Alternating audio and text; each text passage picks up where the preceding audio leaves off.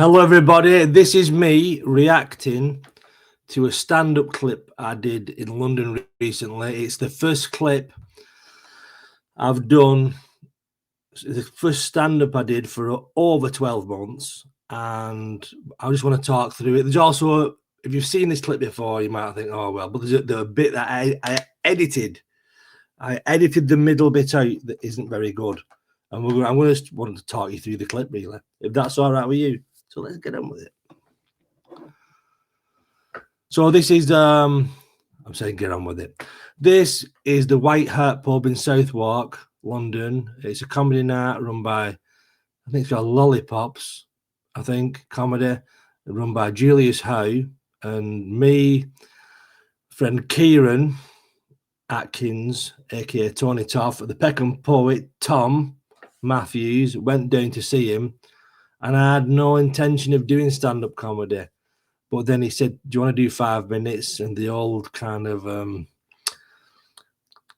for want of a better expression, comedy juices kicked in, and I thought, fuck it, I'll have a do. So let's see.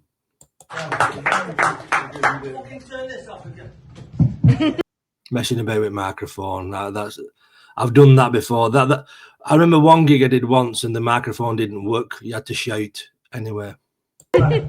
No photographs, please. I'm meant to be in a wheelchair.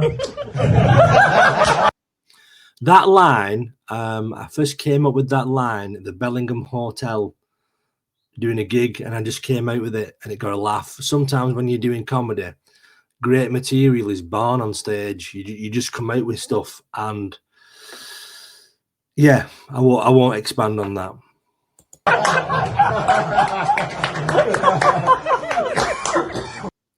When you're doing stand-up comedy, always let the laugh play out.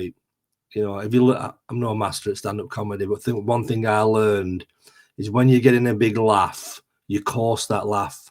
Don't butt into the laugh, because that could be the biggest laugh that you get all evening. Bit of a tip for you there. I'm not losing my pip over this. The microphones, the audio shit. I think a lot of the comedians down there talk quiet on these, like, it was a new comedy now, and I think there's too much reverb on it. Plus, I'm holding it too close to my mouth, if I'm being honest. I'd like to thank Julius Howe for inviting me here all the way from Wigan for no money to play in a fucking chapel arrest. Fucking audio's terrible on this, isn't it? I've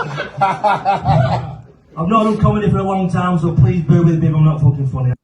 Yeah, I couldn't think of any material, really. It's been over 12 months since I stood on the stage. I had no intention of standing on the stage again, you know, but I can't help it. I'm having a bad year.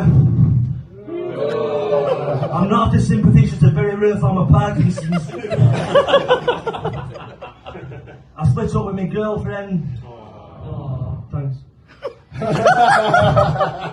She said, you never make me feel special. I said, I got you a care assistant. Now, one thing I forgot to do is make my accent more clearer. I think with this show, a lot of people couldn't understand me because I'm talking in the Wigan broad dialect. I'm talking faster. I forgot a lot of things. You get rusty, don't you?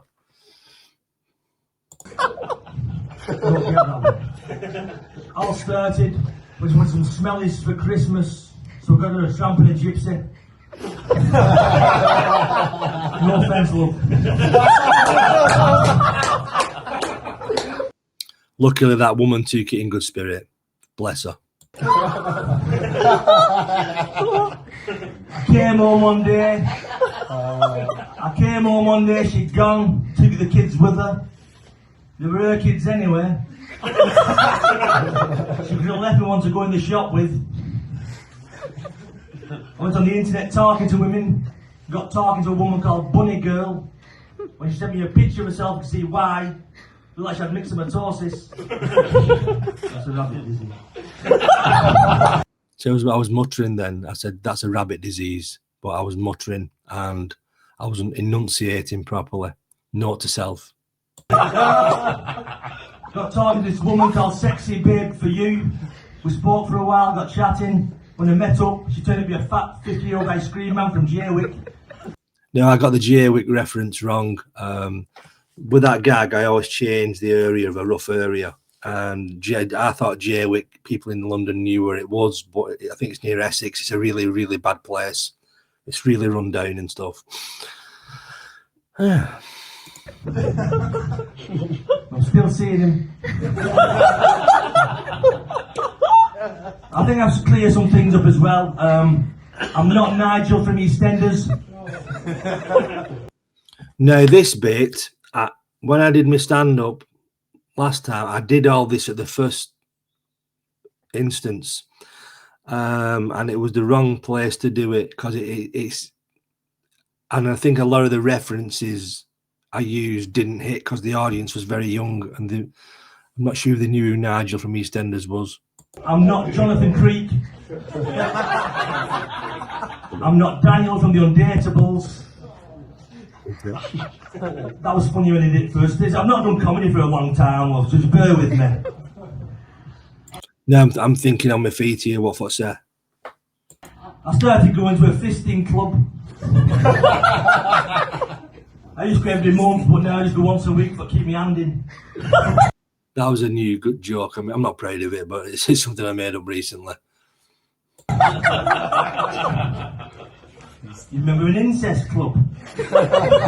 First rule of incest club is family comes first. Them jokes were too close together. They think they should have been used at different times or on different sets. I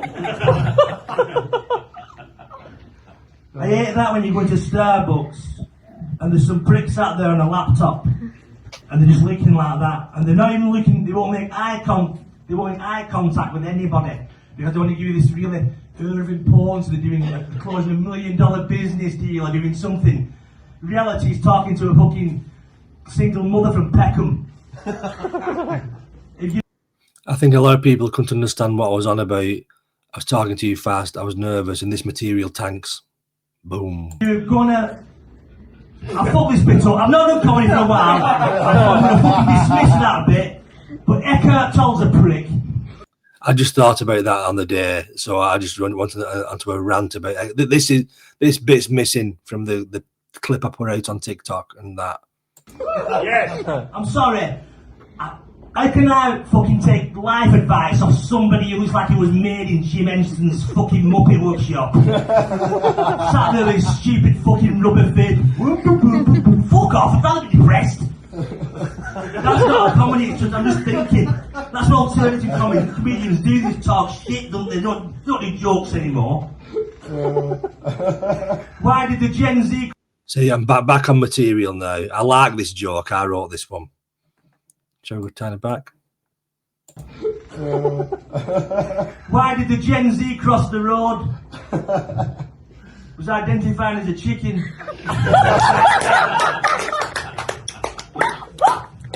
The world's changed over the last few years.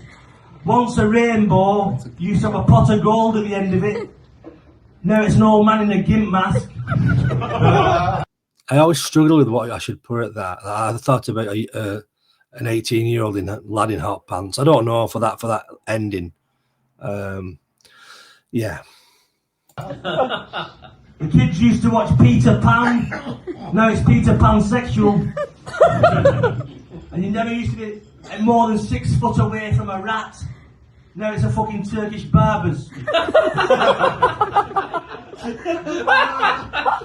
Kids, I'm gonna go now. Thank you, you've been beautiful. Thank you. I don't know why I did this. I really don't know why I did this like I'm some 19-year-old girl on Instagram.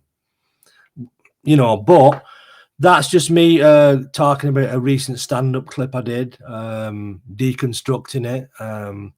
You know, it was what it was.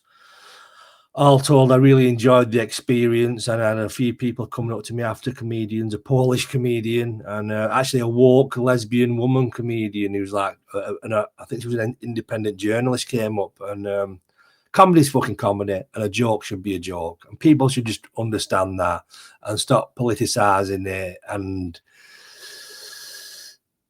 we should just have a laugh. at ourselves and every aspect of life, because none of us are getting out alive. And on that note, thank you for watching.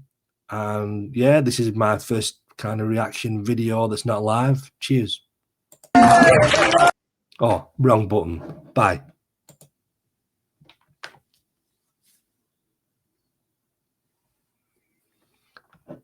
I've not pressed it yet. Oh, for fuck's sake. How do I end this? All right, this is how I end it. I'm sorry, everybody.